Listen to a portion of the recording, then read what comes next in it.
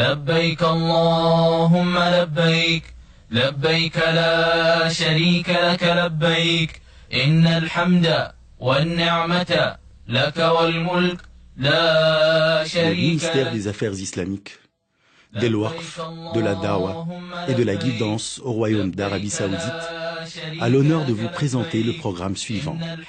Rite du Hajj, pas à pas. لك والملك لا شريك لك لبيك اللهم لبيك لبيك لا شريك لك لبيك إن الحمد والنعمة لك والملك لا شريك لك. وإذ بوأنا لإبراهيم مكان البيت ألا تشرك بي شيئا وطهر بيتي للطائفين والقائمين والركع السجود وأذن في الناس بالحج يأتوك رجالا وعلى كل ضامر يأتين من كل فج عميق. La Mecque, cette ville honorée, abrite la Kaaba, qualifiée dans le Saint-Coran de maison antique. C'est là que les cœurs des musulmans de par le monde cherchent refuge. C'est vers elle que s'orientent les fronts et les cœurs en toute humilité et soumission vis-à-vis d'Allah, 5 fois par jour. C'est vers elle que vient le musulman de tout chemin éloigné afin d'accomplir leur rite. C'est autour d'elle qu'ils font le tawaf depuis le jour où Ibrahim, paix sur lui, l'a bâti par obéissance à l'ordre de son Seigneur. Ainsi les musulmans se plient à leur tour à l'ordre d'Allah de faire le pèlerinage à cette maison, laquelle fut la première à être édifiée pour que les gens y adorent Allah, à la lumière d'une guidance et d'une foi dépouillée de toute fausse croyance et de toute conception erronée. إن أول بيت وضع للناس للذي ببكة مباركا وهدى للعالمين فيه آيات بينات مقام إبراهيم ومن دخله كان آمنا ولله على الناس حج البيت من استطاع إليه سبيلا ومن كفر فإن الله غني عن العالمين.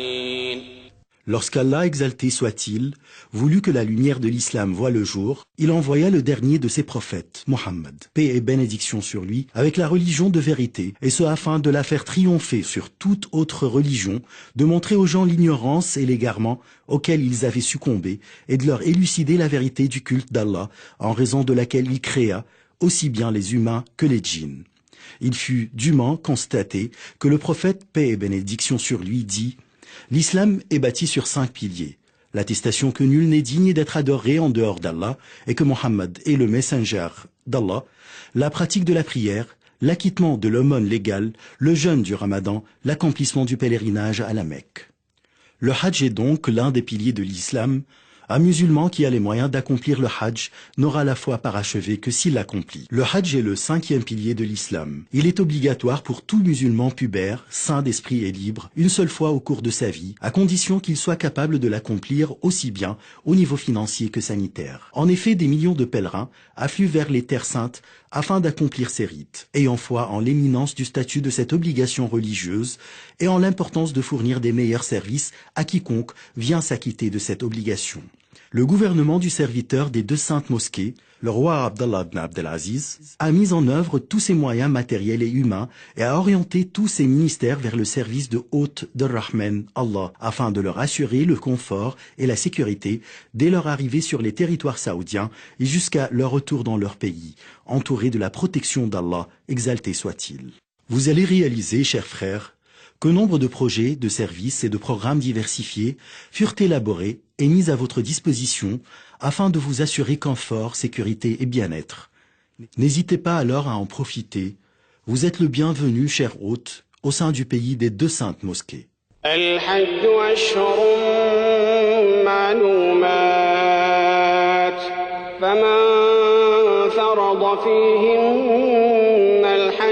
فلا رفث ولا فسوق ولا جدال في الحج وما تفعلوا من خير يعلمه الله وتزودوا فإن خير الزاد التقوى واتقون يا أولي الألباب. Il existe 3 types de hajj, connus sous le nom de nusuk. Chacun se distingue par une qualité et des obligations qui doivent impérativement être remplies pour que le hajj soit valable. Ces 3 nusuk sont at-tamattu', al-qiran, al-ifrad. Le meilleur de ces 3 types étant le tamattu', qui s'effectue en entrant en état de ihram avec l'intention d'accomplir une umra lors des mois du hajj. Ensuite, en achevant le tawaf, le sa'i et le raccourcissement des cheveux, le pèlerin quitte ainsi l'état de l'ihram.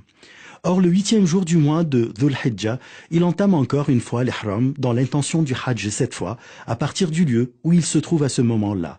Il se dirige ensuite vers les lieux saints et accomplit le hajj.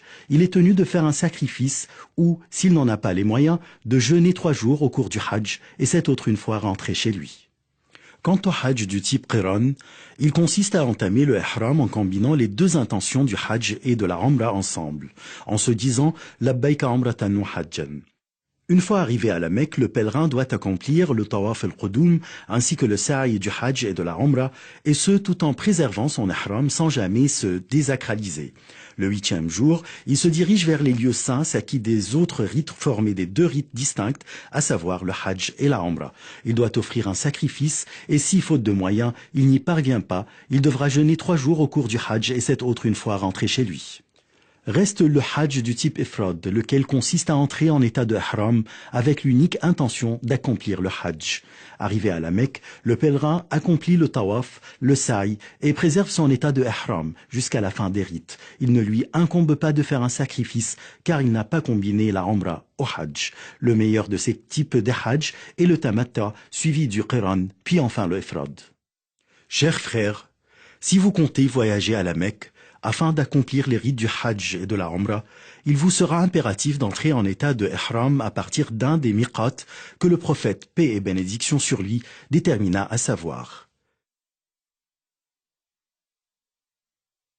Dhul Hulayfa, le miqat des habitants de Médine connu aussi sous le nom de Abyar Ali. Al-Juhfa, le miqat des habitants du Sham, il est situé à proximité de la ville Rabigh. En effet, les gens entament aujourd'hui leur ihram à Rabigh. Qarn al-Manazil, il est situé à Najd et aussi sous le nom de As-Sayl al-Kabir. Yalamlam, le miqat des habitants du Yémen, sachant qu'ils entrent en état d'ihram à partir des Saadiyya. Dhat Irq, le miqat des habitants de l'Irak. Quant aux habitants de la Mecque, ils entament leur ihram pour le hajj à la Mecque même. Ceci dit, il incombe à quiconque passant par ces miqats dans l'intention d'accomplir le hajj ou la umra d'entamer l'ihram à partir du miqat correspondant à sa provenance. Or, celui qui dépasse intentionnellement son miqat sans entrer en état d'ihram doit impérativement y retourner et entamer son ihram. Sinon, il est tenu d'expier sa faute en sacrifiant une brebis à la Mecque et en distribuant sa chair aux pauvres.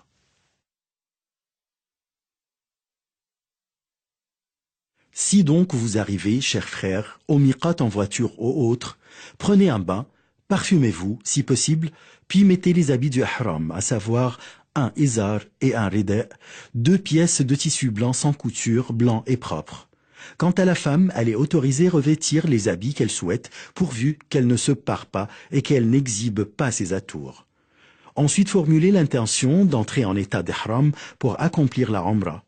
Or, si vous arrivez au miqat par voie maritime ou aérienne, le pilote ou le capitaine ont généralement l'habitude d'annoncer aux passagers qu'ils passent parallèlement au miqat afin de permettre aux pèlerins de porter les habits de ihram. D'ailleurs, il n'y a aucun inconvénient à ce que le pèlerin quitte sa maison vêtu des habits du ihram. Le cas échéant, il entamera la talbiya comme signe de son entrée en état d'ihram dès que le navire ou l'avion passera parallèlement au miqat. Notons que la talbiya se fait à haute voix par les hommes et non les femmes.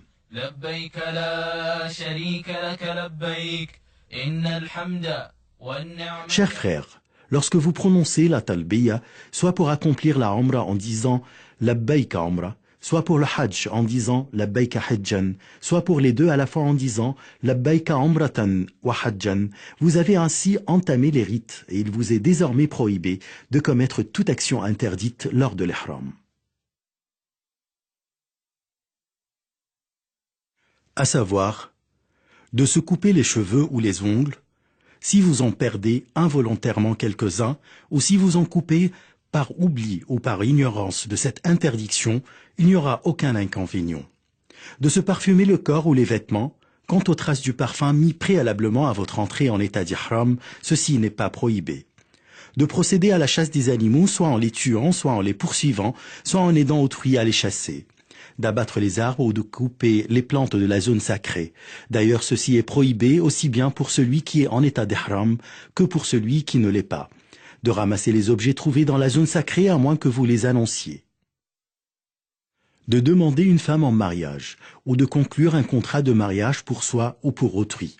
Est également prohibé tout rapport sexuel aussi bien que ses préliminaires s'ils sont accompagnés par un désir ardent d'accomplir l'acte sexuel. Pour la femme en état d'ihram, il est interdit de porter des gants ou de se voiler le visage, à moins qu'elle soit en présence d'hommes non mahram. Le cas échéant, il lui sera obligatoire de se voiler le visage comme si elle n'était pas en état d'ihram. De se couvrir la tête lors du ihram avec tout ce qui peut toucher la tête, mais il n'y a aucun inconvénient à ce que l'homme en état d'ihram se serve d'un parasol, sombrage sous le plafond du véhicule ou porte les bagages sur la tête. Même s'il se couvre la tête par oubli ou par ignorance de cette interdiction, qu'il ôte ce dont il se couvrait la tête dès qu'il se rappelle ou dès qu'il apprend le jugement de la charia à cet égard. De porter une chemise ou tout vêtement cousu en général pour couvrir le corps entièrement ou partiellement, tels les capes, les pantalons, les turbans et les chaussons, à moins que l'homme en état d'ihram ne trouve pas de izar. Le cas échéant, il peut porter un pantalon. De même, s'il ne trouve pas de sandales, il peut alors porter des chaussons sans inconvénient. Il est permis à la personne en état d'ihram de mettre des sandales, de porter une bague, des lunettes, une montre, un sonneton, une ceinture et un porte-monnaie pour garder son argent et ses papiers. Il lui est permis également de changer les habits du ihram, de les nettoyer et de se laver la tête et le corps. Même si quelques cheveux tombent malgré lui ou encore s'il se blesse, il n'y aura aucun inconvénient. Contrairement à ce que beaucoup de gens croient, il n'y a pas de prière particulière à accomplir pour entrer en état d'ihram, mais il incombe au pèlerin d'observer les obligations de sa religion comme, à titre d'exemple, le fait d'accomplir la prière collective au moment prescrit, d'éviter de commettre toute infraction à l'obéissance vis-à-vis d'Allah, exalté soit-il, tels les péchés, l'obscénité et les perversités auxquelles succombent d'autres musulmans égarés. Arrivé à la Mecque où se trouve la Kaaba ou la maison antique d'Allah, il est préférable que celui qui est en état d'ihram prenne un bain dès son arrivée. En entrant à la Masjid al-Haram, le pèlerin entre par le pied droit en disant « A'udhu billahi al-azim, wa wajhihi al-karim, wa sultanihi al-qadim, min ash-shaytan al-rajim, Allahumma aftah li abwaba rahmatik » En effet, il est préconisé de dire cette invocation en entrant dans toute mosquée en général. Ensuite, le pèlerin se dirige vers el Kaaba afin d'entamer le tawaf. Selon la sunna, l'homme doit observer al-ittiba', c'est-à-dire le fait de laisser son épaule droite découverte et de s'envelopper de son rida, de sorte que le milieu de celui-ci passe par-dessous l'aisselle droite et de couvrir avec ses extrémités son épaule gauche. Ensuite, le pèlerin doit entamer le tawaf qui se compose de 7 parcours à commencer de la pierre noire. S'il parvient à y accéder, qu'il l'embrasse si possible sans jamais gêner les gens, ni en les poussant, ni en les bousculant, les insultant ou les frappant. Tout acte de la sorte serait une faute vu le préjudice qui en découle à l'égard des musulmans. Il suffit en l'occurrence de pointer vers la pierre noire de loin en disant « Allahu Akbar ». Ensuite, le pèlerin commence son tawaf en évoquant Allah, exalté soit-il, en implorant son pardon, en faisant les invocations qu'il désire ou en récitant le Coran, et ce sans jamais élever sa voix en faisant des invocations particulières, à l'exemple de certains, car ceci brouille les autres pèlerins. Une fois arrivé, cher pèlerin, au coin yéménite, touchez-le de votre main si possible, mais ne l'embrassez pas, et ne vous frottez pas non plus contre lui, comme ceux qui en le faisant contreviennent à la sunna du prophète, paix et bénédiction sur lui. Si vous ne parvenez pas à toucher le coin yéménite, poursuivez votre parcours sans pointer vers lui, ni prononcer le takbir. Notons également que selon la sunna, il est préférable que le pèlerin dise, lorsqu'il se trouve entre le coin yéménite et la pierre noire, « Rabbana atina fid dunya hasana wa fil akhirati hasana wa qina adab an-nar » Le pèlerin achève ainsi son tawaf de cette même manière jusqu'à ce qu'il termine 7 parcours, commençant par la pierre noire avec chaque parcours et finissant par le retour à ce même point de départ. Selon la sunna, le pèlerin doit observer ar-ramal, c'est-à-dire le fait de marcher à pas rapides et rapprochés, et ce seulement lors des 3 premiers parcours de tawaf al-qudum. Cependant, il existe des erreurs que certains pèlerins commettent lors de leur tawaf autour de la Kaaba, comme à titre d'exemple, le fait d'entrer dans le hijr d'Ismaïl lors du tawaf en croyant qu'il en fait partie. En effet, le tawaf à l'intérieur du hajj l'annule car ceci réduit le tawaf prescrit, étant donné que, le cas échéant, le pèlerin aurait limité son parcours à une partie de la Kaaba. De toucher tous les coins de la Kaaba et peut-être même ses murs, de les caresser, de se frotter contre sa housse, sa porte et Maqam Ibrahim, car tout ceci est prohibé et fait partie de Beda ou innovations religieuses, lesquelles ne sont puisées dans aucune des sources de la Sharia et ne furent jamais entreprises par le prophète. D'élever la voix lors du tawaf car ceci dérange les autres, de se bousculer les uns des autres, notamment lorsque les femmes poussent les hommes devant la pierre noire et Maqam Ibrahim, un comportement qu'il faudrait absolument éviter. Une fois le tawaf terminé, vous pouvez recouvrir alors, chers pèlerins, votre épaule droite. Selon la sunna muakkada, il faut accomplir 2 rak'ah derrière Maqam Ibrahim si possible, sinon vous pouvez les accomplir à n'importe quel lieu del Masjid al-Haram. Après Al-Fatiha, vous récitez la sourate del Kafirun au cours de la première rak'ah et la sourate del Ikhlas au cours de la seconde. Cependant, il n'y a aucun inconvénient si vous récitez d'autres sourates.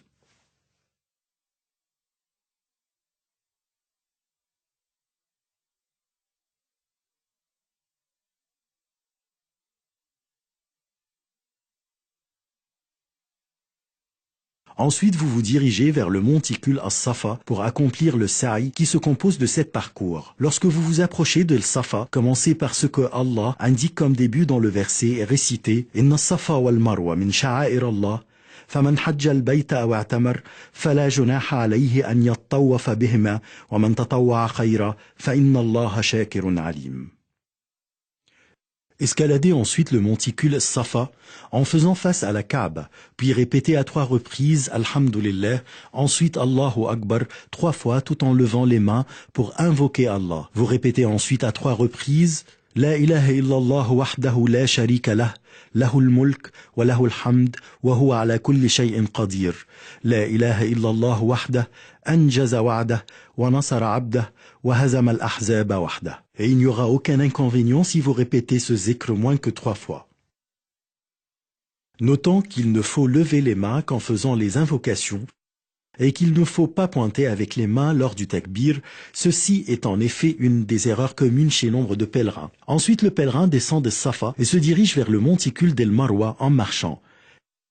Il se met à faire des invocations pour lui-même, pour sa famille, pour l'ensemble des musulmans, et ce jusqu'à ce qu'il arrive au signal vert, à partir duquel il commence à marcher plus vite. Notant que cette accélération s'applique uniquement aux hommes et non aux femmes. Une fois arrivé au second signal vert, il reprend la marche à la vitesse habituelle jusqu'à ce qu'il arrive à El Marwa. Là, il s'oriente vers la Kaaba et répète le dhikr qu'il avait récité en escaladant à Safa, suivi des invocations qu'il veut. Ensuite, il descend d'El Marwa, marche jusqu'au signal vert à partir duquel il commence à accélérer le pas en parcourant la distance entre ce signal et le second.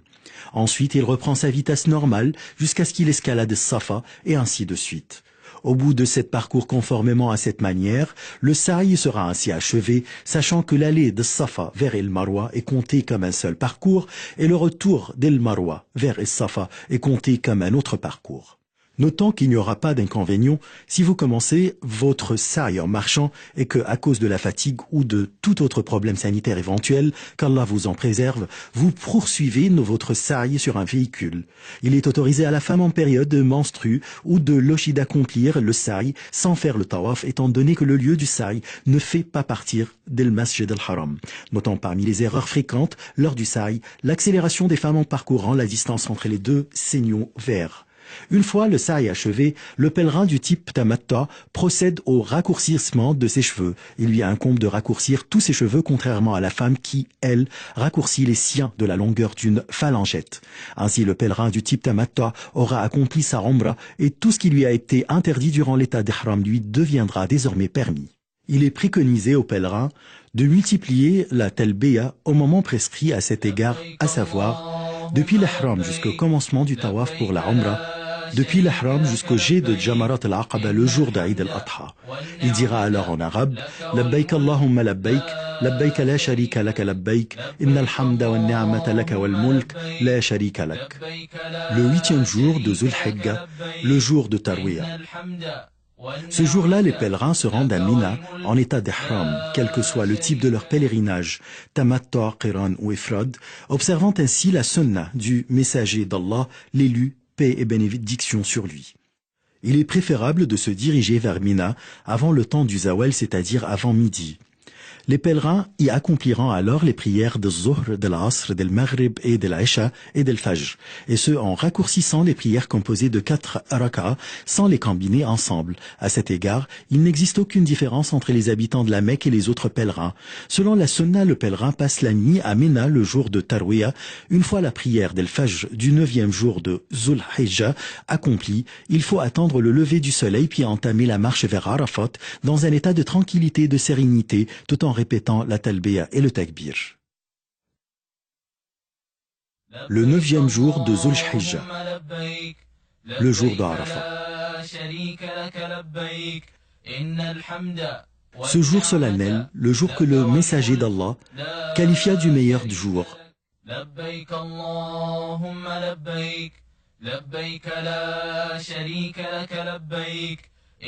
Les foules de pèlerins déferlent vers le mont Arafat et y stationnent depuis le lever du soleil jusqu'au crépuscule. Il est préconisé, selon la sunna, que le pèlerin fasse station à Namira si possible. Sinon, qu'il s'assure de stationner dans les limites de Arafat. D'ailleurs, il existe des signes et des panneaux indiqués ces limites. En effet, toute la région de Arafat est propre au stationnement. Ce jour éminent, tâchez, mon frère, de vous concentrer à répéter la talbiya et le dhikr, et de vous évertuer à faire des invocations en faveur de vous-même, de votre famille, de vos enfants et de l'ensemble de vos frères musulmans. Au moment de la prière d'El-Zohr, l'imam prononce un serment destiné à rappeler les pèlerins et les exhorter et à les guider vers le droit chemin. Ensuite, il préside la prière d'El-Zohr, puis celle d'El-Asr, qui sera accomplie d'avance. Les deux prières seront alors raccourcies et accomplies à la même heure d'El-Zohr, à l'instar du messager d'Allah, paix et bénédiction sur lui, et ce sans accomplir de prière surérogatoire, ni entre les deux prières, ni avant elles. Il est conseillé d'éviter de commettre les erreurs qui risquent de vous faire perdre la rétribution et la récompense de ce jour éminent et de cette station honorable. Parmi les erreurs que commettent certains pèlerins, notons le fait de stationner à l'extérieur des limites de Arafat et de demeurer là jusqu'au crépuscule et se diriger après vers Muzdalifa. De quitter la station de Arafat avant le crépuscule, ce qui est absolument interdit, car cela va à l'encontre de ce que fit le prophète, paix et bénédiction sur lui. De se pousser et de se bousculer les uns les autres afin d'escalader le mont de Arafat, arriver à son sommet, le toucher pour en tirer bénédiction et prier là-dessus. Ceci fait partie des bédas qui n'ont aucune origine dans la charia, outre bien entendu les inconvénients sanitaires et physiques qui en découlent. De faire face au monde d'Arafat en faisant les inconvocations alors que la sunna indique de faire face à la qibla. Allahumma inni a'udhu bika min al-kufri wal-faqr wa min adhab al-qabr. La ilaha illa ant. Allahumma anta rabbi. لا إله إلا أنت خلقتني وأنا عبدك وأنا على عهدك ووعدك ما استطعت أعوذ بك من شر ما صنعت وأبوء لك بنعمتك علي وأبوء بذنبي فاغفر لي إنه لا يغفر الذنوب إلا أنت ليس عليكم جناح أن تبتغوا فضلا من ربكم فإذا أفضتم من عرفات فاذكروا الله عند عند المشعر الحرام واذكروه كما هداكم وإن كنتم من قبله لمن الضالين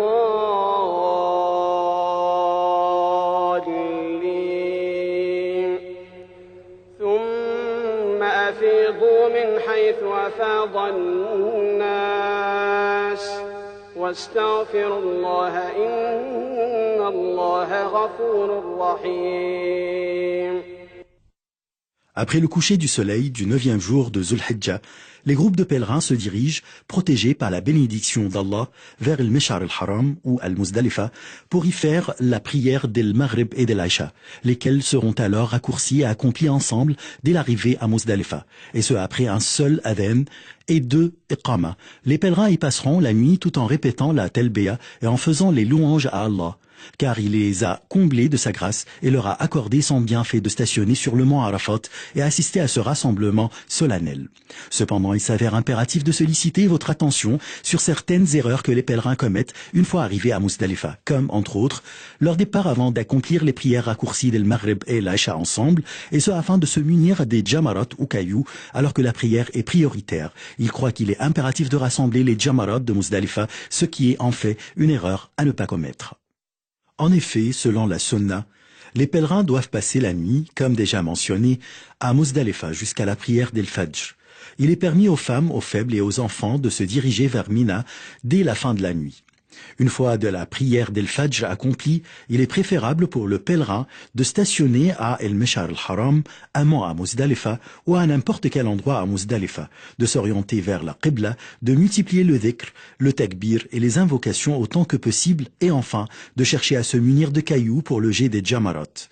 Il doit rassembler 7 cailloux qui soient un peu plus grands qu'un pois chiche pour le rite du jet de jamarot al-Aqaba al-Kubra. Il pourra rassembler le reste des cailloux de Ména et poursuivre ainsi son chemin vers Ména avant le lever du soleil avec la bénédiction d'Allah, tout en répétant la talbiya en toute humilité et en multipliant le dhikr.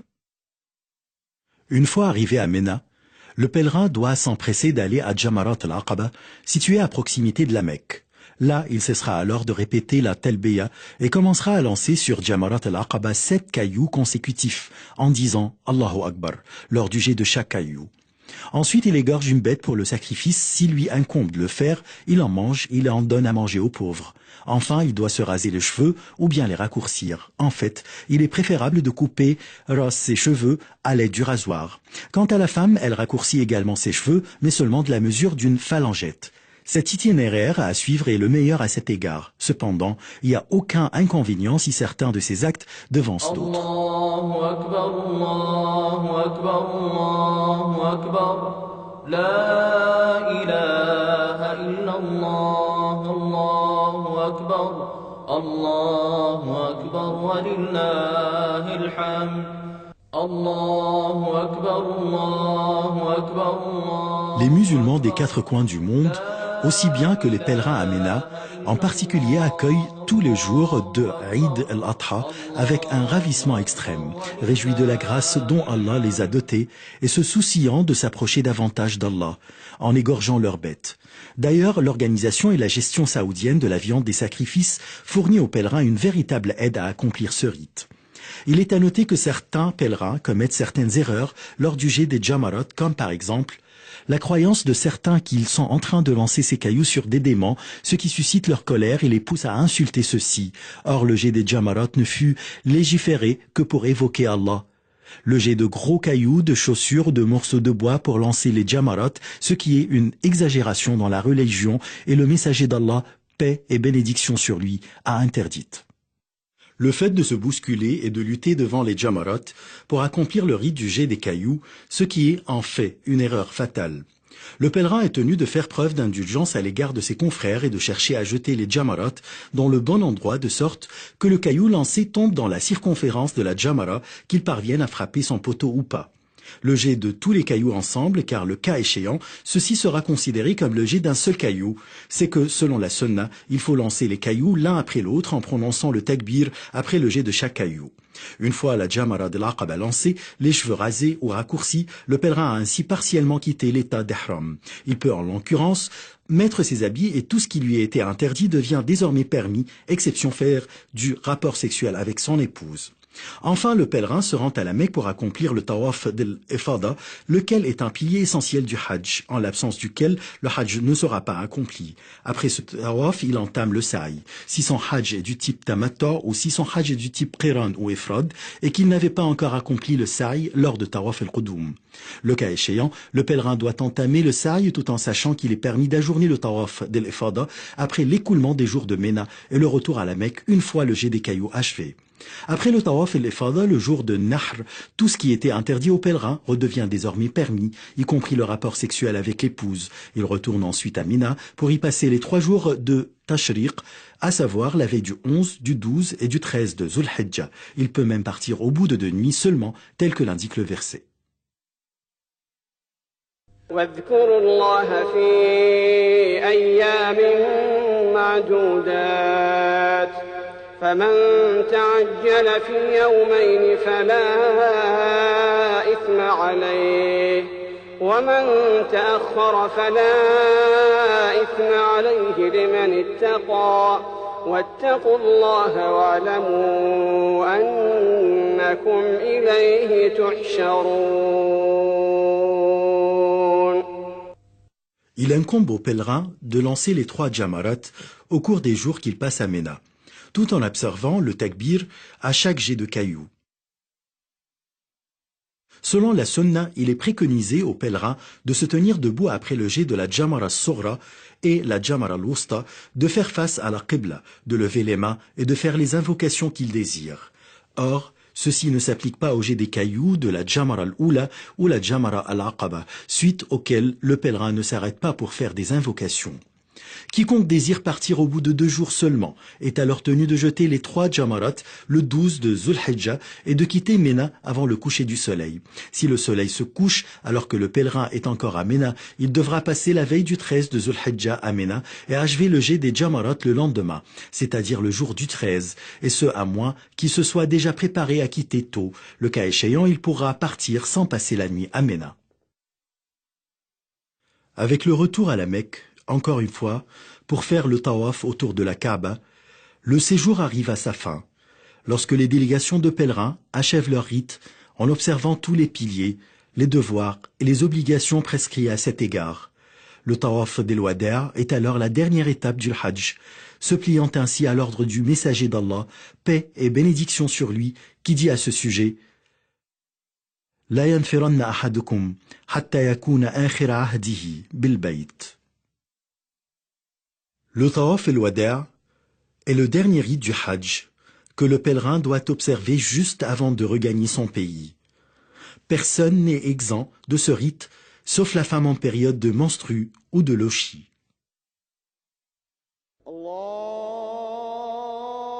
Médine est la visite de la mosquée du prophète.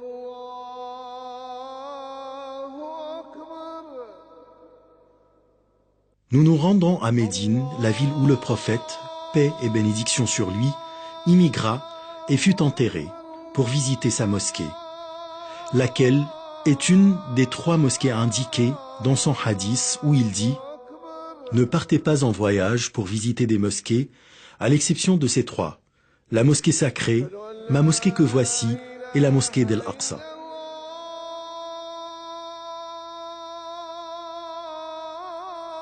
En effet, bien que la visite de la mosquée du prophète ne fasse pas partie des conditions ou des obligations rituelles du Hajj, ni que rien ne la lie au Hajj et qu'elle ne nécessite pas d'être en état d'ihram, elle est permise, voire préférée, à n'importe quel moment de l'année.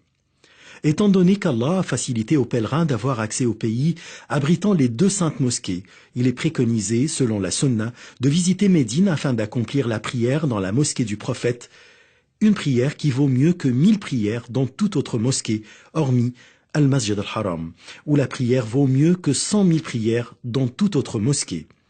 Ensuite, le pèlerin peut saluer le messager d'Allah, paix et bénédiction sur lui.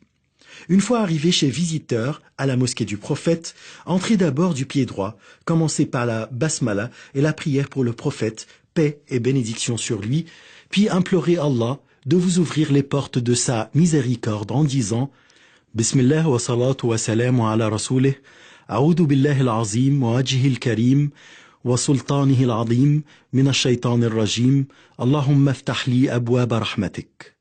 D'ailleurs, il est également préconisé de dire cette invocation en entrant dans toute autre mosquée. Une fois entré à la mosquée, accomplissez les 2 rak'ahs de la prière de la salutation de la mosquée. Il est préférable d'accomplir cette prière dans Ar-Radwa. Sinon, vous pouvez l'accomplir à n'importe quel endroit dans la mosquée. Ensuite, dirigez-vous, chers visiteurs, vers le tombeau du prophète, paix et bénédiction sur lui. Tenez-vous debout devant lui et commencez par cette salutation en disant avec bienséance et à mi-voix Assalamu alayka ayyuhan nabiyyu wa rahmatullahi wa barakatuh. Allahumma atihi al-wasilata wal-fadila wa ba'athu Allahu al-maqam al-mahmoud alladhi wa'adtah. Allahumma ajzihi an ummatihi afdala jaza'. Ensuite, tournez-vous un peu vers la droite pour vous tenir devant le tombeau de Abu Bakr as-Siddiq, saluez-le et implorez Allah de lui accorder sa miséricorde, son pardon et son agrément. Enfin, déplacez-vous un peu plus vers la droite pour vous tenir devant le tombeau de Omar. De même, saluez-le et implorez Allah de lui accorder sa miséricorde, son pardon et son agrément. À ce sujet, rappelons que certains visiteurs de la mosquée du prophète commettent des erreurs jugées en fait comme béda, qui n'ont aucune origine dans la charia, ni furent-elles rapportées par aucun des compagnons, qu'Allah soit satisfait d'eux. Notant, à titre d'exemple, parmi ces actes, le fait de se frotter contre la fenêtre de la chambre et les coins de la mosquée et de faire face au tombeau en faisant les invocations, alors que c'est vers la Qibla qu'il faut se diriger lors des invocations. Selon la Sunna, il vous est conseillé de visiter les tombeaux des gens de Al-Baqiya où furent ensevelis nombre de compagnons, entre autres le 3e calife Othman ibn Affan, qu'Allah soit satisfait de lui. Il vous est préconisé également de visiter les tombeaux des martyrs de la bataille Uhud et entre autres celle du maître des martyrs Hamza ibn Abd al-Muttalib. Saluez-les et sollicitez Allah en leur faveur à l'instar du prophète qui a appris à ses compagnons de dire lors de la visite des tombes Assalamu alaykum ahl ad-diyar min al-mu'minina wal-muslimin wa insha Allah inna bikum lahiqun nas'al Allah lana wa lakum al-afiyah. Étant donné que vous êtes à Médine, chers visiteurs, il est préférable alors, selon la Sunna, que vous vous purifiez pour visiter la mosquée de Quba, la première mosquée en islam, suivant ainsi le prophète qui incita à faire la prière dans cette mosquée. En effet, il n'existe pas à Médine de mosquée ni de lieu dont la visite est préconisée à part ceci. À quoi bon faire l'effort et supporter le fardeau de se déplacer ici et là pour faire des visites qui ne seront pas récompensées? Finalement, lorsque le pèlerin regagne son pays, il doit se rappeler des rites du Hajj qu'il a accomplis.